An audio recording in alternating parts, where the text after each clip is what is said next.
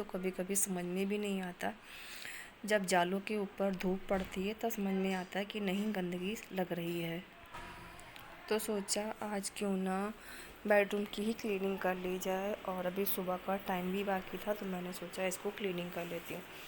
तो जो दीवारों पर धूल लगी हुई है उसे भी मैं इस बड़ी झाड़ू से साफ़ करती जाऊंगी, और उसके बाद सारी क्लीनिंग कर लेंगे। तो धूल मिट्टी जब हट जाती है तो आपको भी थोड़ा अच्छा लगता है, क्योंकि साफ़ सुथरा घर हर किसी को अच्छा लगता है, और मुझे तो बिल्कुल भी गंदगी पसंद नहीं है। वो बात अलग है, कभी मेरी तबीयत ना सही हो तो मैं क्लीनिंग वगैरह ना करूँ, नहीं, मुझे गंदे बिस्तर, गंदे फर्श, सोफ़े कुछ भी अच्छा नहीं लगता। मुझे साफ़ सफाई बहुत ज़्यादा पसंद है। तो ये देखिए आपको शाइनिंग नज़र आ रही है, क्योंकि ये रॉड है और कैमरा दूसरी साइड को रखा, तो आपको लग रहा होगा कि ये लाइट क्यों चमक रही है।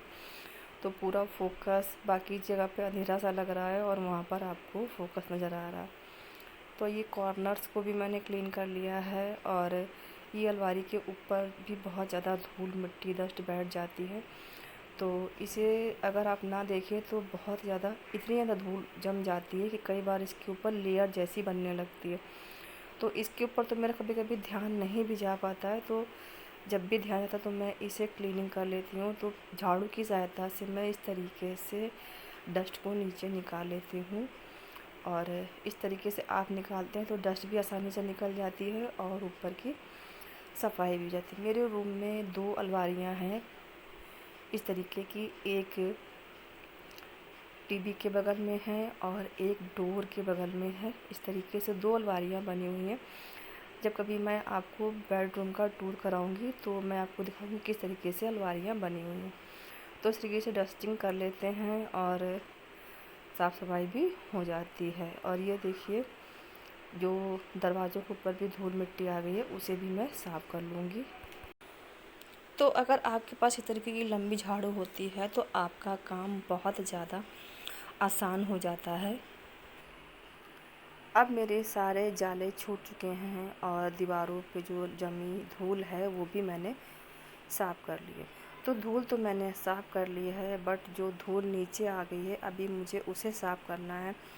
जो कि दीवारों पर से उतार दी है मैंने, वो बिस्तर पे आ गई, नहीं बेड पर आ गई है, जो और चीज़ें उन पर आ गई है, तो उन सब की भी क्लीनिंग कर ली है। तो सबसे पहले मैं बेड को चेंज करूँगी, यानी बेड शीट को चेंज करूँगी। तो ये बेड शीट को मैं उतार ले रही हूँ। मैं हमेशा 2 बेड शीट को बिछाती हूँ, तो अगर पहली वाली गंदी हो जाती है तो उसे उतार लेते हैं, और जो दूसरी वाली गंदी है उसे मैं 1 महीने में चेंज करती रहती हूँ।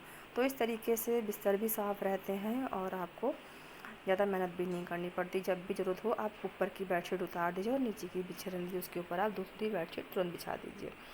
तो मैंने सोचा कि लाओ मैं इस बेडशीट को बिछा देती हूँ, पर जाने क्यों मुझे ख्याल आया कि नहीं, मुझे इस बेडशीट को नहीं बिछाना। मेरे पास जो दूसरी एक और ऐसी ही बेडशीट है मैं उसे बिछा देती हूँ। मेरा मन नहीं माना कि आज मैंने बहुत ज़्यादा डस्टिंग वगैरह की है तो हटाओ, इसको भी मैं हटा देती हूँ। मैंने उस वाली चादर को भी हटा दिया है, और मैं फ़्लो में पता नहीं क्या सोचते सोचते चादर को बिछाने जा रही थी, क्योंकि आज मेरा सारा ध्यान अभी अपनी भतीजी पर ही है, क्योंकि मुझे अभी उसको हॉस्पिटल भी देखने जाना है। तो मैं उसे बिछा ही रही थी, तभी मेरे हस्बैंड ने आवाज़ दी। वो सोचे कि बंद रूम में कौन है और क्या कर रहा है, तो उन्होंने मुझे आवाज़ दी और वो मुझे कुछ पेपर्स दे रहे हैं जो कि बहुत ज़्यादा ज़रूरी हैं। तो वो कह रहे हैं कि इन पेपरों को उस तरीके से अरेंज करना और इन पेपरों को उस तरीके से अरेंज करना। तो मैं सारे पेपरों को ड्रॉर में रख दूँगी।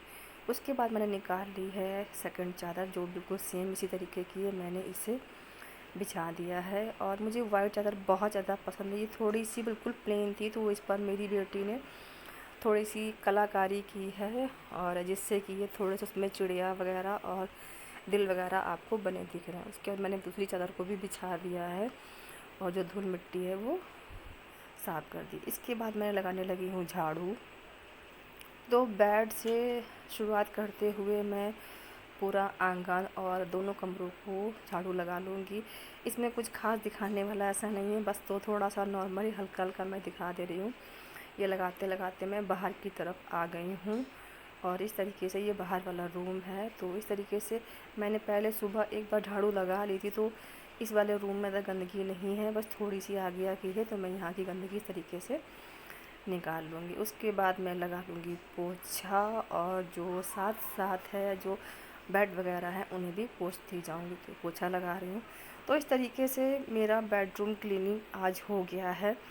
और साफ़ सुथरा घर और बेडरूम जब होता है तो आपको बहुत ज़्यादा सुकून मिलता है, क्योंकि गंदे घर में जैसे लगता है सांस भी नहीं ली जा रही है। मुझे तो बहुत ज़्यादा घुटन होती है, तो इसलिए मैं क्लीनिंग पर बहुत ज़्यादा ध्यान देती हूँ, ताकि मेरा घर साफ़ सुथरा हमेशा नज़र आए।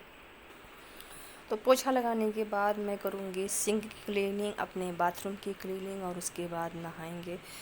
और नहाने के आने के बाद सबसे पहला काम होता है भगवान की आराधना। तो सबसे पहले मैं करूँगी पूजा, और पूजा करने के बाद मैं जाऊँगी किचन में, क्योंकि मुझे आज भी हॉस्पिटल भी जाना है।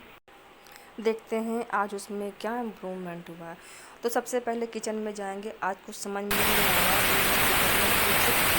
चढ़ा दिया कुकर में, मतलब मैं गर्म पानी की उसमें लग रही हैं सीटियाँ, और आलू उबाल के मैंने छीन लिए, क्योंकि बाकी के काम भी मैं करती जाती हूँ जो आपको मैं ऑलरेडी दिखा चुकी हूँ। तो बस मैं सब्ज़ी छौंकते हुए आपको थोड़ा सा दिखाना चाहती हूँ। तो मैंने लोहे की कढ़ाई चढ़ाई हुई है, इस पर मैंने ऑलरेडी थोड़े से आलू कलहार करके रख लिए हुए हैं। इसी में मैं छौंक दे रही हूँ दही के आलू की सब्ज़ी। तो सबसे पहले मैंने इसमें डाल दिया है जीरा, उसके बाद मैंने डाल दी हरी मिर्च, इसके बाद मैंने डाल दी इसमें आधा चम्मच हल्दी, आधा चम्मच लाल मिर्च पाउडर, और 2 चम्मच मैंने डाल दिया इसमें धनिया पाउडर। इसे हम अच्छे से चला लेंगे। जब ये थोड़ा सा भुन जाएगा तो हम इसमें ऐड कर देंगे पानी, और पानी ऐड करने के बाद हम इसे थोड़ी देर और भूजेंगे। अभी हम इसमें नमक नहीं डालेंगे। तो अब इसके बाद हम इसमें डाल देंगे फेंटा हुआ दही और आलू, और खौल आते ही डाल देंगे नमक। तो देखिए सब्ज़ी को छौंके हुए मुझे 5 मिनट हो गया, और इसमें खौल भी आने लगा है।